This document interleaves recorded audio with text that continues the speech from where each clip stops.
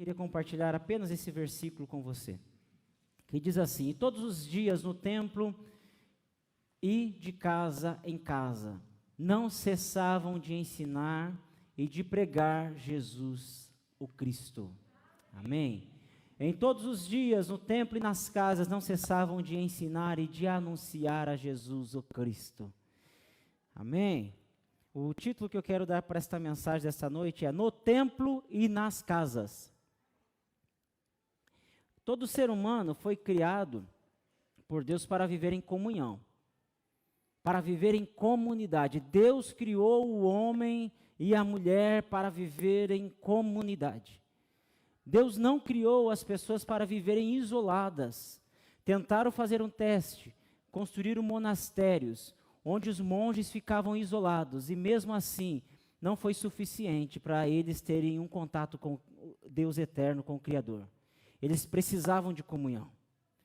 Significa que Deus nos criou para termos comunhão. Ainda que alguns podem até se tornar resistentes, talvez não admitir, mas todos nós precisamos uns dos outros. Em algum momento da vida da gente, a gente precisa do nosso próximo.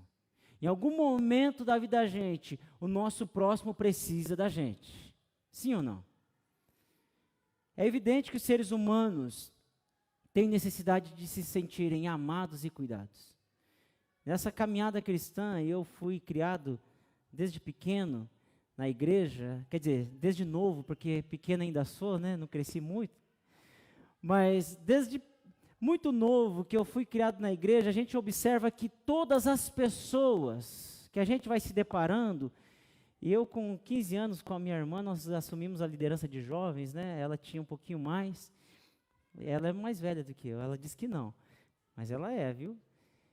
E desde que nós assumimos liderança de jovens, muito cedo, muito novo, a gente sempre observou que as pessoas gostam de se sentir amadas, cuidadas, sentir importantes, gostam de, aquilo que elas sabem fazer, elas gostam de sentir que aquilo que elas fazem é importante, né? Quem gosta de fazer bolo e sabe fazer bolo muito bem, não sente aquele ato de fazer bolo, não é importante para você? Falar, que gostoso, eu gosto de fazer bolo para servir para as pessoas, gosto de fazer bolo e experimentar novas receitas. Quem cozinha bem gosta de receber alguém em casa. Então a gente observa que o ser humano, ele gosta de se sentir amado, de se sentir cuidado, de se sentir importante. E por mais que nós temos contato com o nosso Deus eterno, nós precisamos uns dos outros. Uns dos outros. Algumas vezes é desafiador se relacionar, não é mesmo? Gente, não é fácil.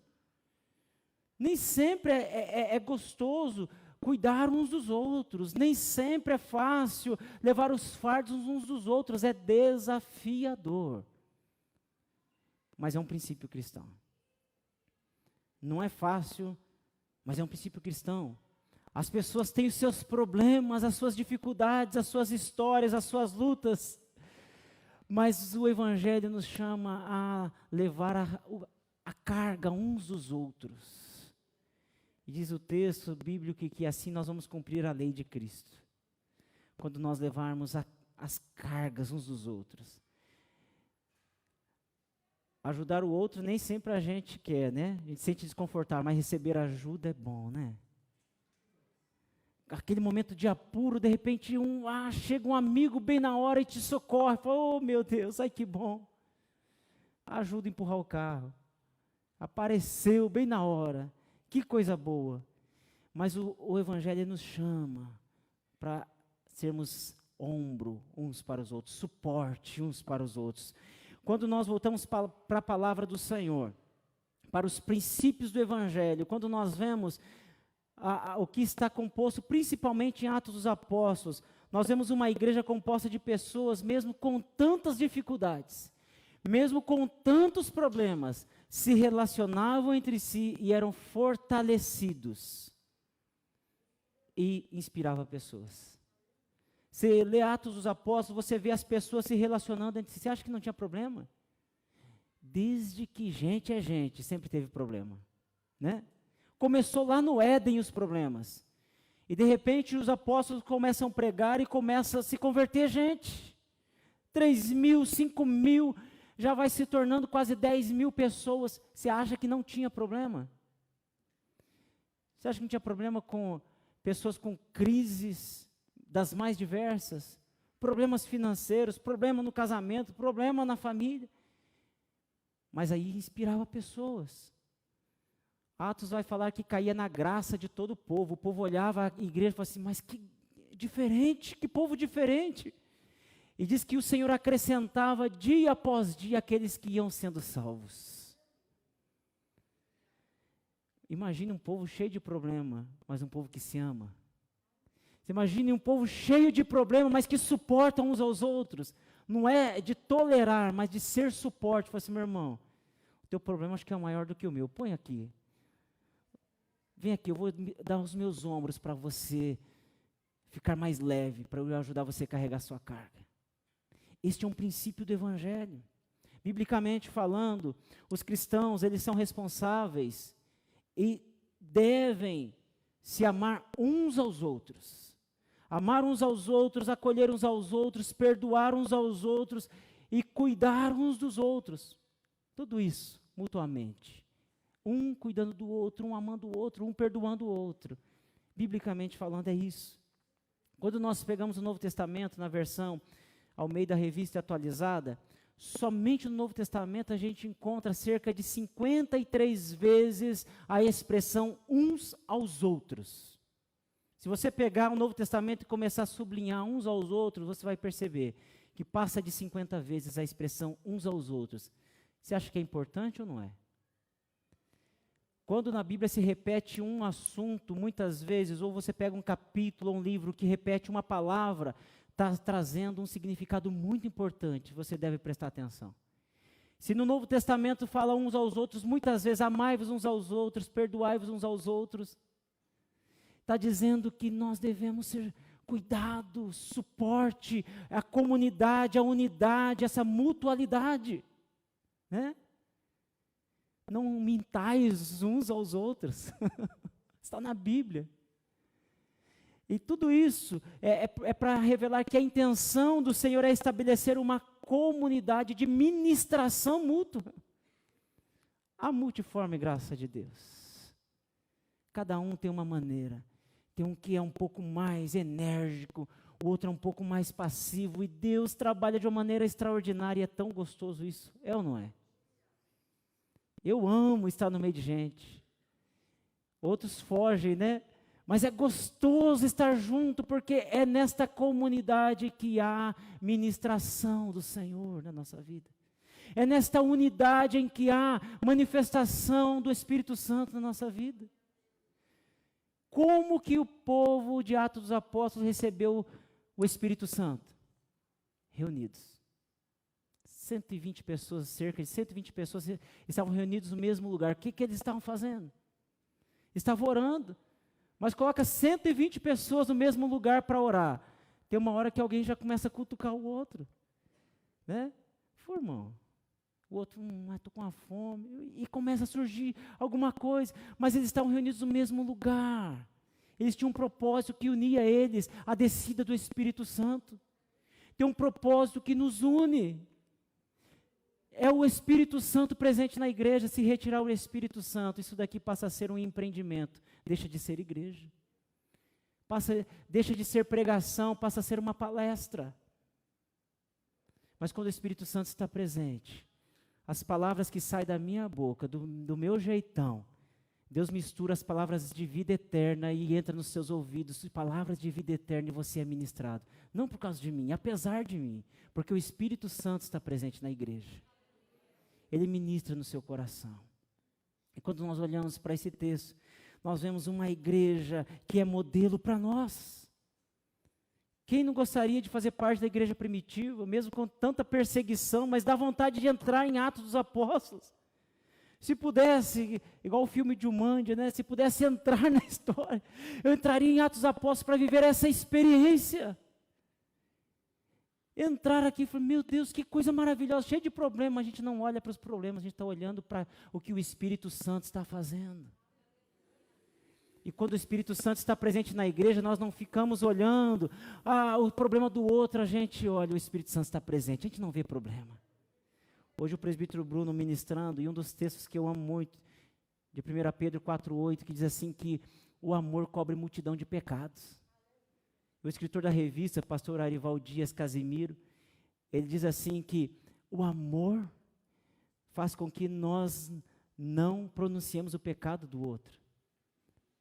Não levamos a público, à tona, não lembramos do pecado do outro. E isso é maravilhoso, porque nessa comunidade de fé, nesta igreja, nesta família, neste corpo de Cristo, nós não precisamos apontar falhas e erros dos outros, porque o amor cobre a multidão de pecados. Então eu olho para você, eu não tenho que olhar os teus efeitos, eu tenho que olhar assim, ali existe um homem de Deus, ali tem uma mulher de Deus.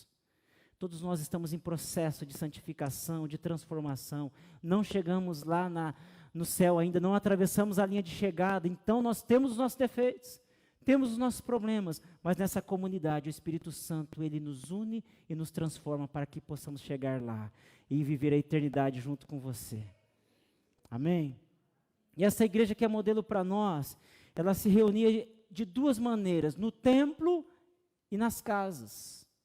No templo de Jerusalém, quando os cristãos ainda eram considerados apenas um segmento do judaísmo, então eles conseguiam se reunir nos templos e nas sinagogas, um pouco antes da perseguição. Porque templos como este que nós temos, como tem vários templos, foram construídos só depois do ano 300. Mas aqui nesse templo eles se reuniam nos templos onde os judeus também se reuniam. E ali eles ministravam a palavra, eles tinham um momento de comunhão uns com os outros e com Deus, mas eles também se reuniam nas casas. Então no templo eram as grandes reuniões, nas casas as pequenas reuniões. O propósito, segundo esse texto que nós lemos, era ensinar, era o ensino, era o discipulado, era cada um compartilhando daquilo que aprendeu sobre Cristo, sobre o Evangelho, de uma maneira muito simples, numa linguagem muito simples, mas aquilo que estava dentro deles, eles compartilhavam uns para com os outros. E também, eles anunciavam a Jesus o Cristo. Então, ao mesmo tempo que eles discipulavam aqueles que já tinham aceitado a fé, eles estavam pregando o Evangelho para aqueles que estavam chegando. E como se fazia isso? No templo e nas casas. Mas qual que era a melhor maneira de fazer? Nas casas. E nós olhamos para Jesus, nós vemos que Jesus pregou para a multidão. Na multidão, Jesus pregou. Para a multidão, Jesus contou parábolas. Na multidão, Jesus realizou milagres. Na multidão, ele manifestou o poder dele. Mas teve momentos que Jesus também estava reunido com um grupo menor. 12, em alguns momentos até 3. Um grupo menor, onde ele estava ali ensinando, discipulando, treinando, para que eles pudessem impactar o mundo. E graças a Deus que Jesus fez isso. Que hoje nós estamos aqui porque ele fez isso. Se fosse depender da multidão, olha, seria difícil. Mas Jesus, ele reuniu 12 e ele instruiu os 12 para que o mundo da época fosse impactado e que chegou até nós este evangelho. Amém? Os apóstolos também pregaram para as multidões. Nós vemos desde o início, quando eles recebem o Espírito Santo, saem das portas trancadas e começam a pregar o evangelho publicamente.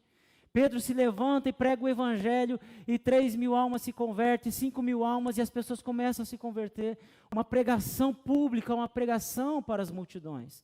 Mas nós também vemos eles reunidos nas casas. Quando Pedro também é preso, onde os irmãos estavam reunidos? Na casa da mãe de João Marcos. Fazendo o quê? Estavam orando. Estavam num momento ali intercedendo. Então, nós vemos diversos exemplos, pessoas reunidas nas casas. A própria igreja de Atos dos Apóstolos iniciou nas casas. Eu vou abrir um parênteses aqui. Muitas igrejas se iniciaram nas casas, inclusive esta igreja. Né, irmã Geni? Teve início, né, avó Carmela? Tio Antônio. Começou nas casas. E quando uma casa já não comportava, o que fazia? Ia para as outras casas, né? Dividia os grupos. multiplicava, né, os grupos, ia para as outras casas. E não era gostoso? Maravilhoso, culto no lar, culto nas casas. Nada mais é do que este princípio do início da igreja. E ali o poder de Deus se manifestava, né? E o poder de Deus se manifesta, porque nas casas a cura, a manifestação do Espírito Santo, a salvação, a libertação. Coisas que não acontecem na multidão, acontecem dentro da casa. Um trabalhar mais íntimo, mais profundo, acontece dentro das casas. No templo é adoração comunitária, coletiva, é essa comunidade, é um tempo de celebração. Aqui no templo é onde todos, e não é gostoso, a Ele a glória, todos nós cantamos, Santo, Santo, e a gente escuta assim, né, o instrumento abaixo, a gente escuta as vozes, gente, que coisa gostosa. Eu até me lembro de 2 Crônicas, quando Salomão ficou ali 7 anos preparando os ministros, e de repente eles começam a ministrar e não conseguiram ficar em pé, porque a casa foi cheia da glória de Deus. Gente, que coisa gostosa, e eu fico imaginando, ouvir o som dos adoradores do Senhor. Olha, não importa, amanhã é segunda, mas não estou nem aí, não estou preocupado com o problema, é um tempo de celebração, um tempo de adoração ao Senhor, e é aqui que nós somos abastecidos, é aqui onde nós expressamos incondicionalmente o nosso amor a Deus. Como você expressa o amor a Deus? É aqui nesta comunidade, quando você solta a sua voz, não importa a afinação, não importa quem está do teu lado, você está expressando o seu amor a Deus. E Deus fala assim, eu quero ouvir a voz dos meus filhos que estão reunidos, lá no Cajuru, lá em Curitiba. Né? Que coisa gostosa, gente, a gente não consegue imaginar o impacto que isso tem. Outro dia teve um culto que entrou um rapaz, saiu de um terreiro, de um bando, entrou aqui correndo, foi que ouviu o louvor e queria ouvir o louvor aqui dentro da igreja. Pessoas que passam na rua, que ouvem o louvor, e eu tenho certeza que você tem, talvez, experiências assim também, de começar a adorar o Senhor e a dor ir embora, a preocupação ir embora. Na adoração coletiva, o Espírito Santo se manifesta. Aqui no templo, é onde nós expressamos esta adoração ao Senhor, é onde nós somos abastecidos pela palavra, é onde nós somos abastecidos pelo Espírito Santo de Deus, que nos impulsiona para a semana. Mas também nós temos nas casas algo muito particular, porque no templo, na igreja, no final do culto, não tem condição de desenvolvermos um relacionamento, não é mesmo? Eu fico ali, procuro cumprimentar todos, não consigo cumprimentar todos, mas tento. Mas não dá tempo de conversar com todo mundo. Saber se você está bem, se vai passar por uma cirurgia, ou como que está a família, não dá tempo. No tempo não dá tempo de você conhecer novas pessoas. Você que está chegando agora na igreja, a menos que você é um pouco mais para frente, de correr atrás, de fazer amizade, mas para quem é um pouco mais introvertido, tem dificuldade de desenvolver relacionamentos. Tem dificuldade de se expor. Ninguém vai aqui erguer a mão e interromper a mensagem. Falar, olha, Deus está ministrando no meu coração neste momento. Né? No decorrer do culto, não tem como. Conhecermos a necessidade de todos os irmãos. Não tem como fazer isso. Mas nas casas, é o lugar onde nós desenvolvemos intensamente o amor pelas pessoas. E nesse tempo que nós passamos juntos ali com os líderes, eu já estou essa semana assim, sentindo falta, que essa semana nós não vamos, né, Gustavo? Porque nós vamos em outro lugar. E já estou sentindo falta, foi muito tempo junto com os irmãos, né? Ali ministrando e sendo ministrado, um testemunho, alguém que fala assim, olha, essa semana estava uma luta difícil e Deus fez isso na minha vida. Ou na outra semana, alguém fala assim, olha, lembra que semana passada nós oramos pelo meu sobrinho e Deus deu a vitória. E eu fico imaginando que nas casas, nós vamos ter 5 células agora, né? A partir dessa semana. 2, 3, 4, 5. Então imagine que se tiver uma média de aí umas 10 pessoas, em torno de 50 pessoas que estarão reunidos, sendo ministrados a mesma palavra, orando pelos mesmos pedidos, Imagine 10 células, 10 pessoas cada célula, 100 pessoas orando. No culto de oração tem dia que tem 7, 8, 10 pessoas no máximo. Agora, nas casas, imagine 100 pessoas orando durante a semana pelo mesmo alvo, pelo mesmo objetivo. Você acha que tem um impacto maior ou não tem? Alguém leva um pedido de oração, olha, essa semana vamos orar por essa situação. Outro, vamos orar pelo campo missionário. Imagine o impacto que pode ter nas casas. Você está passando um momento de dificuldade, fala, eu vou falar para o Gustavo pedir oração nas células. Dispara lá para os líderes, fala, olha, está uma situação difícil. E Deus começa a agir. São tantos testemunhos que a gente tem ouvido de outros pastores das nossas igrejas. O que Deus tem feito extraordinário, e nós já temos experimentado isso também, nesse tempo que nós estamos em treinamento. É um tempo que, quando nós estamos reunidos nas casas, é um tempo de fortalecimento. Nós saímos já mais fortalecidos. Tem vezes que a gente não quer ir embora. Tem dia que a gente sai lá e fala assim, olha, não pode demorar muito, né? A gente orienta. Começa às 8 horas, vai até 9 e pouquinho, porque no outro dia o povo acorda cedo. Mas já teve vezes a gente sair quase meia-noite. Aquele momento gostoso e Deus ministrando, Deus agindo, que coisa gostosa. Né? É claro que, uma ressalva, né? Ninguém é obrigado a ficar até tarde assim. E quem vai receber também, olha, tem horário, né? A gente já orienta para não se estender muito, mas tem dia que o Espírito Santo age e é tão gostoso, não dá vontade de ir embora. E é neste ambiente de célula, de casa, conforme também Atos fazia, é onde que também as pessoas exerciam cuidado mútuo. Como você vai cuidar um do outro? No templo não dá tempo. Não tem como no culto você ter um cuidado uns com os outros, mas nas casas sim. É um tempo de refrigério, de renovo, de fortalecimento.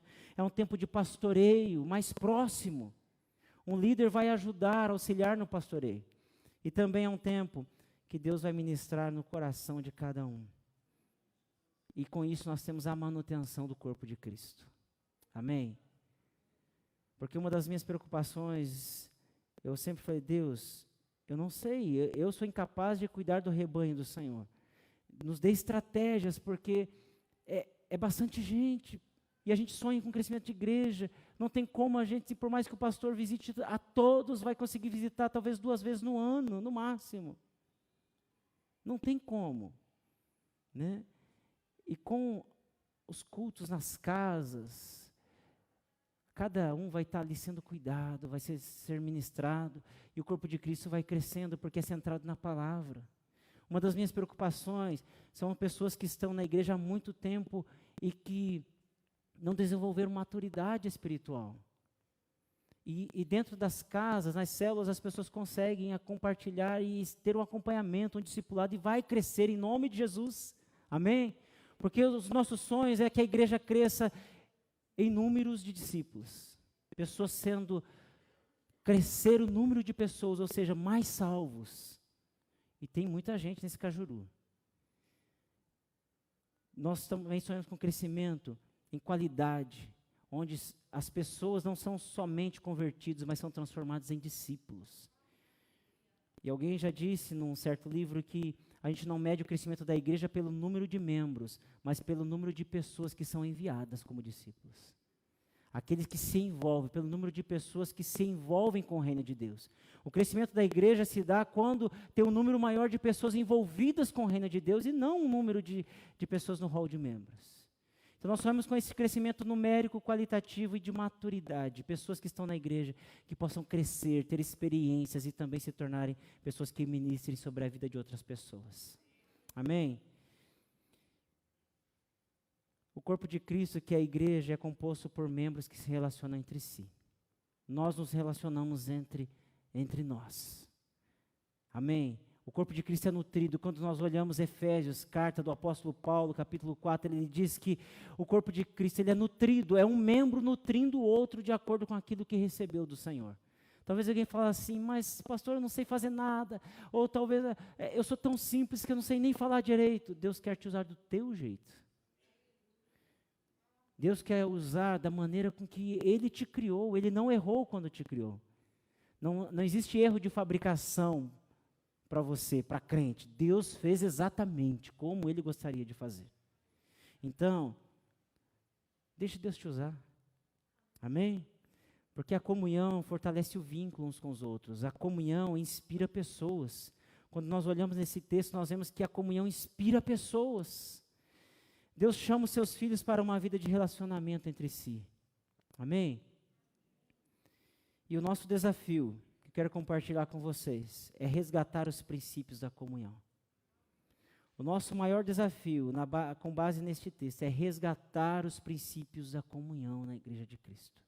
E com isso, nós estamos iniciando este projeto, no templo e nas casas. Então eu queria convidar você a orar por este projeto, a se envolver com este projeto em oração, a não pronunciar palavras contrárias, não seja boca para o inimigo, mas seja boca de Deus.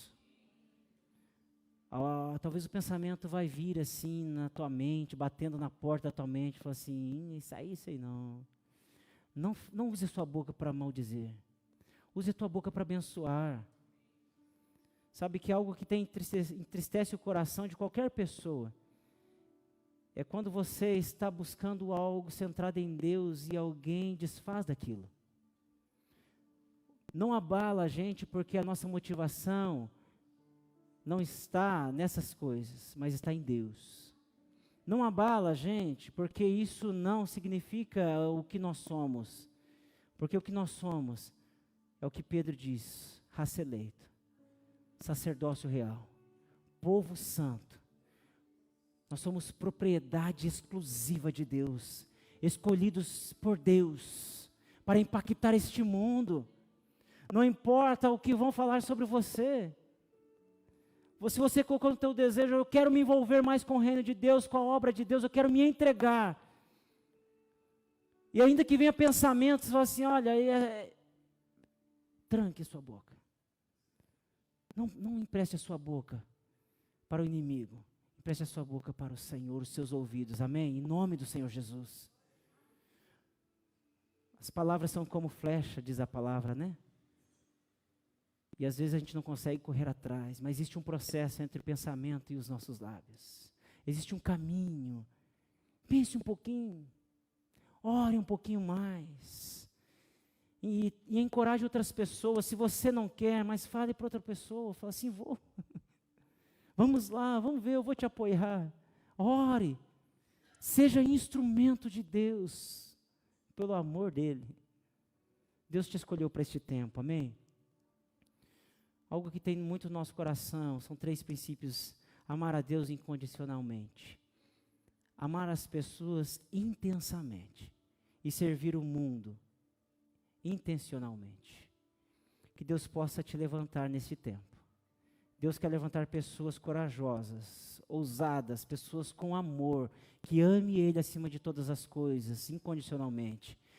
Que ame o seu próximo de maneira intensa, conforme diz a palavra do Senhor, de maneira profunda. E quando nós amamos, nós cobrimos, como eu disse, multidão de pecados, nós não falamos mal. Por que eu vou falar mal de você se eu te amo? Por que eu vou falar mal das suas atitudes se eu te amo? Eu vou orar por você. Eu vou caminhar com você, eu vou ser suporte para você. E nós somos tentados o tempo todo a murmurar, a reclamar, a tocar em assuntos, mas que nós possamos amar e servir uns aos outros. Queria convidar você a colocar-se em pé. Vocês, muito obrigado pela presença, sinta-se à vontade para voltar aqui e ser abençoado mais uma vez. Senhor, nós te agradecemos por este tempo tão precioso, Deus, na tua casa, na tua presença.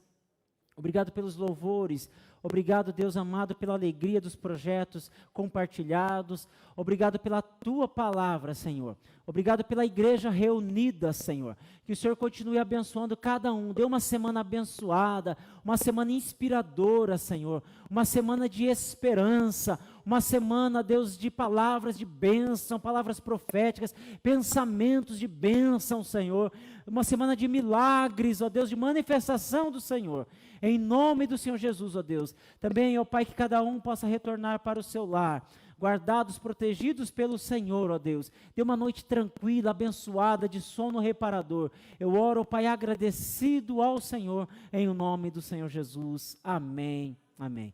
Meus amados e queridos irmãos, que o grande amor do eterno Pai, que a graça e a paz do nosso Senhor e Salvador Jesus Cristo, que as consolações e a comunhão do Espírito Santo de Deus estejam presentes na vida de cada um de vocês, e todos dizem amém. Deus abençoe a todos em nome de Jesus.